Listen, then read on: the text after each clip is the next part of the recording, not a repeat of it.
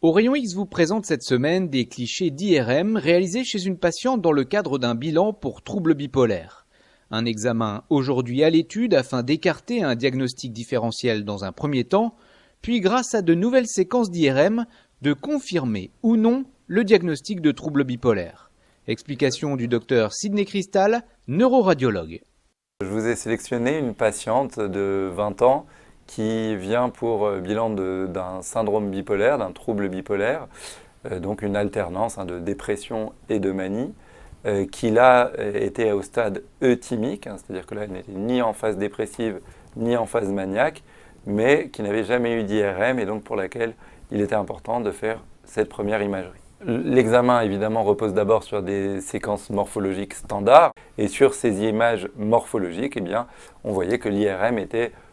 on peut le dire, normal d'un point de vue morphologique. Et donc du coup, quand ces séquences morphologiques ne suffisent pas à expliquer les symptômes, eh bien, ce qu'on peut proposer maintenant, c'est des nouvelles méthodes d'imagerie avancée, notamment ce qu'on appelle l'IRM fonctionnel de repos, qui permet d'étudier le réseau fonctionnel cérébral, les différentes connexions dans le cerveau. Donc si on regarde juste les images brutes, on va avoir un espèce d'équivalent de T2 étoile avec différentes séries qui suivent dans le temps. Et derrière, on va essayer de traiter ce signal pour repérer les zones du cerveau qui s'activent et ensuite les corréler les unes les autres pour recréer nos réseaux fonctionnels cérébraux. Du coup, à partir de ces données d'IRM fonctionnel de repos brutes, moi, je vais traiter derrière le signal et je vais recréer mes différents réseaux fonctionnels,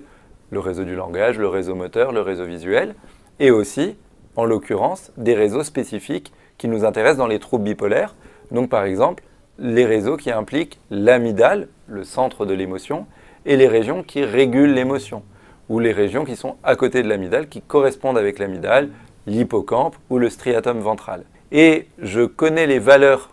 de la population normale, du même âge, même sexe, etc. Et en comparant, je vais dire, ah bah tiens, ce patient-là, il a probablement, en effet, un trouble bipolaire, ou alors, bah non, ça se rapproche plus d'une autre pathologie psychiatrique, voire nous n'avons pas trouvé d'anomalie. Et là, en l'occurrence, chez cette patiente, nous avions des anomalies de connectivité fonctionnelle assez claires entre les régions qui donnent de l'émotion et les régions qui régulent l'émotion, ce qui est assez classiquement retrouvé dans les troubles bipolaires. Ce qui permet derrière de dire au patient, bah, vous n'êtes pas fou, il n'y a pas rien dans le cerveau, vous avez, comme toutes les pathologies, une petite anomalie de connectivité spécifique dans ces régions-là. Et donc ça permet aussi pour le psychiatre derrière d'avoir une confirmation du diagnostic qu'il supposait. Et à côté de ces données d'IRM fonctionnel de repos, eh bien, on a fait également d'autres séquences. Vous le connaissez, le tenseur de diffusion, donc qui est une autre méthode d'imagerie avancée,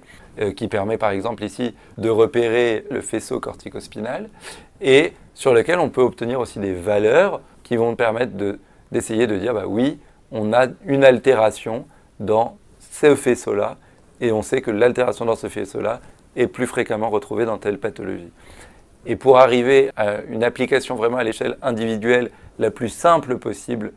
et pour que ça puisse être complètement vulgarisé dans les prochaines années, eh bien on est en train de travailler, c'est le but de mon projet de recherche que je mène en parallèle, sur le développement d'algorithmes d'intelligence artificielle qui regroupent toutes ces données, les données morphologiques, les données d'IRM fonctionnel de repos, les données de tenseur de diffusion, et qui permettent derrière de dire à un patient, oui, vous avez telle pathologie, vous avez un trouble bipolaire, vous avez tel sous-groupe de trouble bipolaire, vous allez mieux répondre à tel ou tel traitement derrière. Et donc c'est l'enjeu des recherches en cours et de ce qui va se développer dans les prochaines années.